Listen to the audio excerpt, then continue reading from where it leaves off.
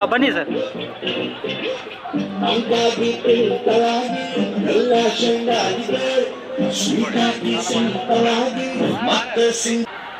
Okay, so ಈಗ ತಾನೇ December 17ಗೆ Ningavva Ningavva ಅನ್ನುವಂತ ಒಂದು ಸಾಂಗ್ ರಿಲೀಸ್ ಆಗಿತ್ತು. ಯಾರೆಲ್ಲ ನೋಡಿದ್ದೀರಾ? ಯಾರೆಲ್ಲ ಕೇಳಿದ್ದೀರಾ? ನಮ್ಮ ಕಂಚಿನ ಕಂಡ ವಿಜಯ್ ಪ್ರಕಾಶ್ ಅವರ ಧ್ವನಿಯಲ್ಲಿ